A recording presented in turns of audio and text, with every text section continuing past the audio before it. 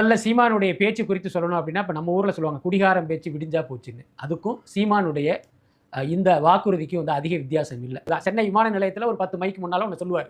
அந்த விமானம் போய் மதுரையிலேயே, திருச்சியிலேயே போய் இறங்குனதுக்கு அப்புறம் அங்க ஒரு 10 மைக்க நீட்டுவாங்க. இங்க என்ன சொன்னாரோ இத தாண்டி அங்க ஒண்ணு சொல்லிட்டு இருப்பாரு. சோ அந்த மாரி பாத்தீங்கன்னா, சீமானுக்கு நிலையான கொள்கையும் இல்ல, நிலையான கருத்தும் இல்ல, பார்வையும் இல்ல. அதுதான் உண்மை. சீமான் வந்து விஜய் குறித்து பேச வேணாம் அப்படின்னு முடிவெடுத்ததற்கு காரணம், அவருக்கு பெரிய போதி மரத்துல போய் உட்கார்ந்து அவருக்கு பெரிய ஞானோதயம் வந்ததா அர்த்தம் இல்ல. விஜயினுடைய தொண்டர்கள் என்ன அந்த விர்ச்சுவல் வாரியார் சீமான வந்து சமூக ஊடகங்கள்ல வச்சு செய்யறாங்க. சீமான வந்து சுழுக்கெடுக்கிறாங்க. அதுல ரொம்ப பாதிக்கப்பட்டு தான் சார் இப்படி ஒரு முடிவு எடுத்திருக்காரு. அதுக்கப்புறம் நீங்க கேட்ட மாதிரி இப்ப அவருடைய கட்சியை சேர்ந்த இந்த சாக்கடை துரைமுருகன் போடுற வீடியோங்கிறது ரொம்ப அருவருப்பா இருக்கு. ஆனா இது எல்லாமே சீமானுடைய ஆதரவில், சீமானுடைய ஆலோசனையில் செய்யப்படுகிறது தான். இவர் சொல்றாரு, சீமானனை வந்து திட்ட வேணாம்னு சொன்னாரு. ஆனா அவர் சொல்றதை நான் கேட்க மாட்டேன், நான் வந்து இப்படிதான் பேசுவேன் அப்படின்னு ஒருத்தர் சொல்றாரு. நீங்க யோசிச்சு பாருங்க, ஒரு கட்சியினுடைய பொறுப்பில் இருக்கிற ஒருவர், என் தலைவர் இப்படி சொன்னாரு, ஆனா அவர் பேச்செல்லாம் நான் கேட்க மாட்டேன்னு ஒருத்தர் செஞ்சா, அந்த தலைமை எப்படி அவர் வந்து வேடிக்கை பார்த்துட்டு இருக்கு? அப்ப என்ன அர்த்தம்? ரெண்டு தான். ஒண்ணு, உங்க பேச்சை ஒரு மதிக்கலங்கிறது ஒண்ணு. இன்னொன்னு, நாம் தமிழர் கட்சி சீமானுடைய கட்டுப்பாட்டுல இல்ல. நீங்க வேணா பாருங்க, இந்த வீடியோ வேணா கட் பண்ணி வச்சுங்க.